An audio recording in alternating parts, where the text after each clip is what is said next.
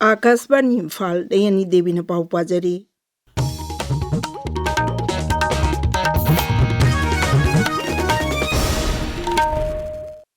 राज्यपाल अजय कुमार भल्लाना हारी भारत की संविधान बो अवांग थाकता पुखटलंबा संविधान असिबु सेमलंबा सिंबु हौजिके मधि तुंगी मिरोल सिंगदा अवांग थाकता इकाई खुमनफम थोए वफम असि राज्यपाल ना इम्फाल की पैलेस कंपाउंड लेबा MSFDS की पैलेस होदी तारीम द पांगथोकबा संविधान नुमित की पालन तरुम द फोंदोखिबनी महाकना हाई संविधान सेमलंबना मियामगे हक इंस्टीट्यूशन सिंबु ngaksenba amadi समाज की अवनब पुरपद एन मंजिल थारिबनी संविधान द इरमलिबा सिंग असि चुमनगी चेजेट अमखक अदु नत्ते लेबाक मियामगे हक अदुनी गणतंत्र बु हेन मपांगल कनकन अबा अखोय पुन होनमिन से हाइना राज्यपाल फोंदोखि संविधान दिवस लेबाक के अतै मफम सिंग द पांगथोकनबगु मणिपुर द सुंगसी मफम कया द पांगथोकनरी हमारा संविधान हमारा स्वाभिमान हाइबा कैंपेन दा पांगथोकपा थौरम असि high court of Manipur bar council of Manipur high court bar association Manipur Manipur judicial academy अमसुंग ऑल मणिपुर बार एसोसिएशन सु पुन्ना सिंधुना हाई कोर्ट ऑफ मणिपुर की ऑडिटोरियम दा पांगथोकि पालन थौरम असि मणिपुर यूनिवर्सिटी की लॉ डिपार्टमेंट दसु पांगथोकि मसिदसु नतना राज्य असि की डिस्ट्रिक्ट हेडक्वार्टर सिंग सब डिविजनल हेडक्वार्टर सिंग अमदि स्कूल सिंग दसु पालन थौरम असि पाक्सना पांगथोकनकी आकाशवाणी इम्फाल संविधान दिवस थौरंग मरी लेना आकाशवाणी इम्फाल की डायरेक्टर इंजीनियर नोमाइथेम नंद कुमार लुचिंगदुना पुनः वासक लौमिनखी मणिपुर संगाई फेस्टिवल लिंग कुनमंगा ngasi नुमित तरुकनी सुबह नुमिता अहुम सुबह मणिपुर टूरिज्म कांग्रेस हौदोखरे मसिदा मणिपुर टूरिज्म की मतंगदा अखै अखंग अहै सिंगना वा nganggani मसिदा सुनतना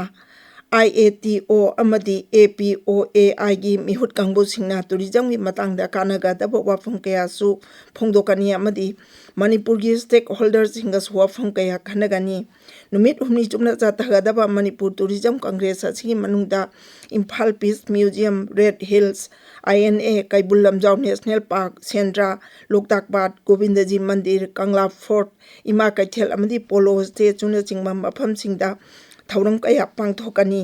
अमरोमदा मपुंग ओइबा थौरम पांगथोकपम ओइबा इम्फाल गे अता कांगजैबुंग मना की बोत ngasi नुमिदांग वाइरम पुंग मंगा दगी थौगल जगोय मराम ट्रेडिशनल डांस थांगता अमसुंग रोंगमै ट्रेडिशनल डांस न चिंगबा उन अमा थौरांग तौरी हप्ता कांगजैबुंगदना कबुई फोक सॉन्ग अमसुंग जगोय फोक फ्यूजन म्यूजिक अमसुंग मोइरांग परबो उन अमा थौरांग तौरी खुमन लपाक स्पोर्ट्स कॉम्प्लेक्स था लेबा कांगसंगदा मणिपुर की अरीबा मसाना कांग सानगनी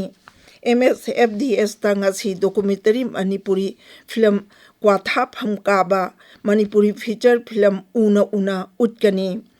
इबोयाम सुमांग लीला संगलेंदना सना खिंग खिंग अमसुंग नुंजी चरोंग हाइबा सुमांग कुमई सिंग उटकनी हाइरी थौबाल जिला दंगारंग थोकी बलंबी की खुदोंग दिफा तौदोक अदो all Manipur Muslim students organisation कन्ने यानिंगदबा पुंगदोरकली लुप असिना थादोरक चेरोल अमदा हाई ngarang की खुदोंग दिफा तौदोक अदुदा माहेरोय नुपी मचा अमा लैखिदबा अमसुंग अमबुना सोखिबा अदु यामना लाइबक थीबनी मदुदा चेनरिबा मणिपुर पुलिस की गाड़ी अमदी पुलिस पर्सनल सिंग अदुगी मथक्ता थबक लौकटकदबनी अहानबा खेत्रीगांव प्रीमियर लीग लिसिंग अनि कुनमंगा की ngarang सानकेबा मैच था KRDS खेत्रीगांवना MLA 11 खेत्रीगांव माइथिबा पीखरे खेत्रीगांव केंद्र की MLA शेख नुरुल हसन की सेंथंग मखादा पांगथोकलिबा लीग असिदा टीम तारा मरीना सरुक यारी ngasi KCC कोंगबा अमदी EBRAA सानगनी Kangleipak medical and nursing institute की ngasi तारामंगा सुपर लैंप लाइटिंग सेरेमनी पांगथोकरे थौरम सि इम्फाल ईस्ट की खुराई कोंचम लेकाइदा लेबा नर्सिंग इंस्टीट्यूट असिदा पांगथोकखिबनी थौरम अदुदा खोंगनांग थाबा यूनिवर्सिटी की vice chancellor professor N Joy Kumar Singh सरुक याखी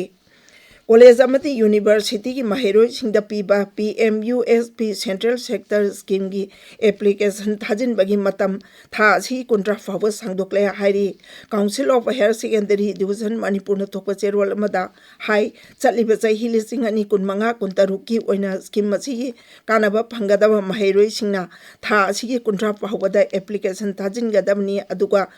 INO level verification mathang thagi tara mangada madi DNO natraga SNO level gi verification na December 18 da tawgani hairi paulujari